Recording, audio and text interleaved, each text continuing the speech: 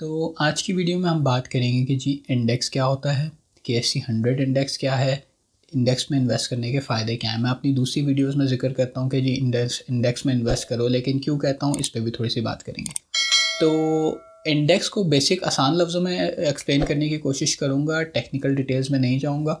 तो इंडेक्स जो है नॉर्मली अब आप हर कंट्री का एक बेंचमार्क इंडेक्स होता है जिसके थ्रू आप जज करते हैं कि उस कंट्री की जो स्टॉक मार्केट की परफॉर्मेंस है वो कैसी जा रही है। उसी तरीके से पाकिस्तान का जो मेन इंडेक्स है वो है KSE 100। KSE 100 क्या है? KSE 100 के अंदर 100 कंपनीज़ लिस्टेड हैं।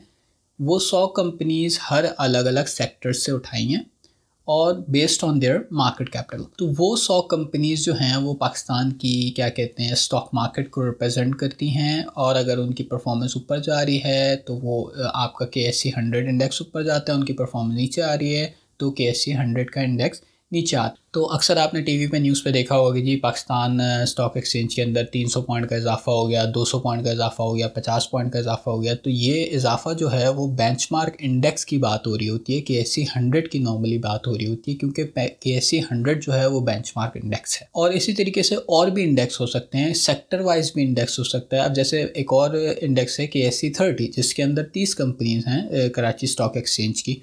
इसी तरीके से एक और इंडेक्स है KMI 30 जो मीज़ान बैंक वालों ने बनाया है, क्योंकि उसमें जो है उन्होंने शरिया कंपनीज रखी हैं, 30 शरिया कंप्लाइन।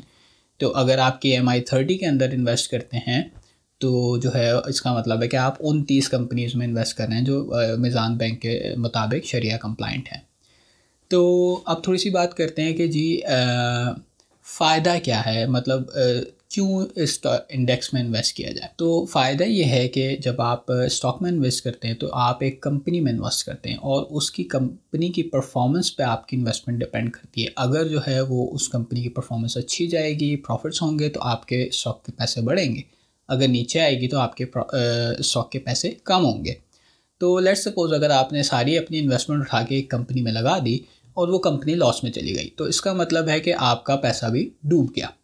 लेकिन जब आप इंडेक्स के अंदर इन्वेस्ट करते हैं, लेट्स सपोज मैं कहता हूँ कि जी पाकिस्तान में KSE 100 इंडेक्स में आप इन्वेस्ट करो, तो इसका मतलब है कि आप KSE 100 में इंडेक्स कर रहे हो। इसका मतलब है कि आप 100 कंपनीज़ में इन्वेस्ट कर रहे हो। तो 100 की 100 कंपनी तो एक साथ क्या कहते हैं वो लॉस में नहीं चली जाएंगी ना। तो इससे जो है आपकी रिस्क की डाइवर्सिफिकेशन हो जाती है कि आप जो है वो क्या कहते हैं लॉसेस से बच जाते हो। मतलब ऐसा नहीं है कि इसमें आप बिल्कुल लॉस प्रूफ हो गए, इसमें भी आपको नुकसान हो सकता है। जब रिसेशन आता है तो जो है वो पूरी स्टॉक मार्केट नीचे चली जाती है। लेकिन जो है जैसे मैं अपने चैनल पे बात करता हूँ कि आप स्टॉक में जब इन्वेस्ट करें तो आप लॉन्ग टर्म इन्वेस्टमेंट को देखें, और लॉन्ग टर्म इन्वेस्टमेंट जब आप की जाती है तो आप अगर पिछले 10 सालों की परफॉर्मेंस या 20 सालों की परफॉर्मेंस देखें, KSE 100 का आप चार्ट खोल के देखें, तो रिसेशन आए, बड़े बड़े रिसेशन आए, स्टॉक मार्केट जो है 20% 30% गिर गई, लेकिन at the and in a longer run stocks ऊपर ही जाते हैं नॉर्मली।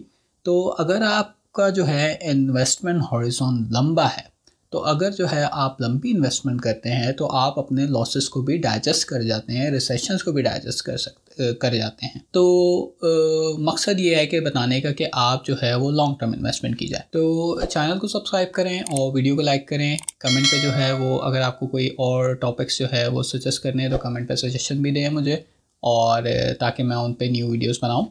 तो मिलते हैं अगली वीडियो में।